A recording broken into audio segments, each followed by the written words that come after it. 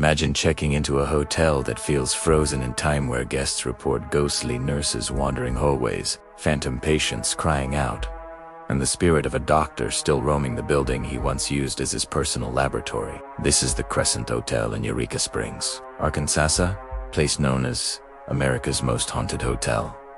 But are the spirits real, or simply the result of a dark and tragic history? The Crescent Hotel was built in 1886 as a luxurious resort overlooking the scenic Ozark Mountains. It was a playground for the wealthy, a symbol of Victorian elegance and high society. Photos from the era show guests in fine attire, dancing in the grand ballroom and enjoying the clean mountain air. But this glamorous life didn't last long. The hotel struggled financially through economic downturns and eventually closed its doors, sitting empty and silent on the mountaintop. Then, in the late 1930s, a man named Norman Baker arrived and saw an opportunity. He reopened the Grand Hotel, but not for vacationers. This is where the darkness begins. Norman Baker claimed to be a doctor, a brilliant medical mind who had discovered a cure for cancer. But he wasn't a doctor. He was a conman, a former radio personality who had been run out of Iowa for practicing medicine without a license. He turned the beautiful Crescent Hotel into a fake cancer hospital, preying on the most desperate and vulnerable people. He promised hopeless patients a miracle cure, drawing them from all over the country. Instead of legitimate medicine, he injected them with his own secret formula, dangerous concoction of watermelon seeds, carbolic acid, and tea. He told them they were getting better, even as their bodies wasted away. He even held nightly parties in the ballroom, forcing his sick and dying patients to attend, creating a grotesque illusion of health and happiness. Over the years, hundreds of desperate patients came to the Crescent seeking salvation. Many of them never left. They died inside the hotel, their final days filled with pain and false hope. Baker's operation was eventually exposed as a massive fraud, and he was sent to prison. But the stories say the spirits of his victims never found peace. Today, visitors and staff report chilling encounters that seem to echo the hotel's tragic past. One of the most famous ghosts is known as the Girl in the Mist. She is said to be a young woman, perhaps a patient or a nurse, seen standing on a balcony before vanishing into a swirl of fog. Others report seeing a ghostly nurse pushing a gurney down the third-floor hallway late at night, as if still making her rounds. The faint sounds of coughing or cries for help are sometimes heard from empty rooms. But one room, in particular, is considered the epicenter of the hotel's paranormal activity. Room 218. This is where a stonemason named Michael fell to his death during the hotel's original construction in 1885. Guests who stay in room 218 have reported a wide range of terrifying experiences. Some claim to feel unseen hands touching them in their sleep. Others have watched objects fly across the room on their own, or seen the television turn on and off by itself.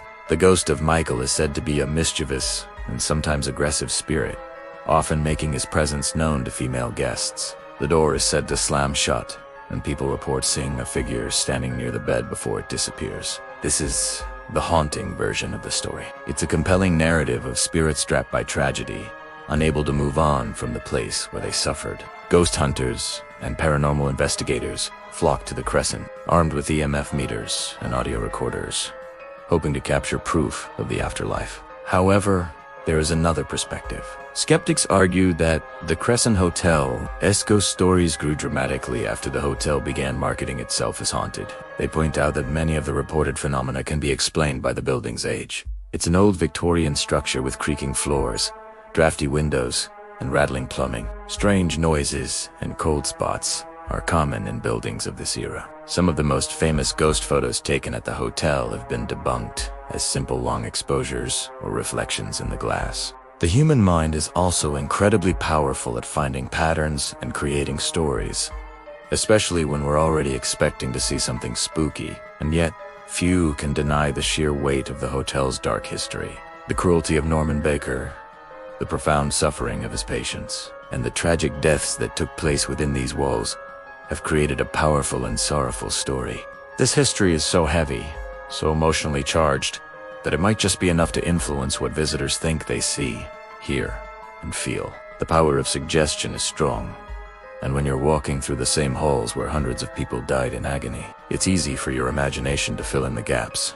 Even the hotel's morgue discovered during a renovation. Remains in the basement, a cold stone room with Baker's original autopsy table still inside. It's a chilling, tangible reminder of the real horrors that happened here. So we are left with two compelling possibilities. Either the Crescent Hotel is truly filled with the restless spirits of those who were betrayed, lost, and forgotten ghosts still wandering the halls, forever tied to their final moments of suffering. Or it is a place where the past is so heavy, so undeniably tragic, that it leaves an indelible mark on the present, shaping our perceptions and making us see ghosts where there are only memories. Today, the Crescent Hotel operates as a fully functional, historic hotel. Guests from around the world come to stay in its allegedly haunted rooms. Some leave with chilling stories of whispers in the dark, fleeting shadows, and unexplained cold touches. Others simply enjoy the beautiful architecture and rich history,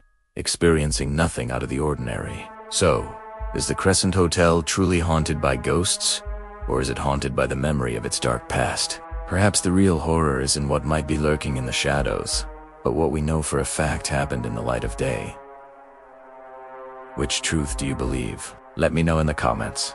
And don't forget to subscribe for more journeys into the world's most mysterious places. Thanks for watching.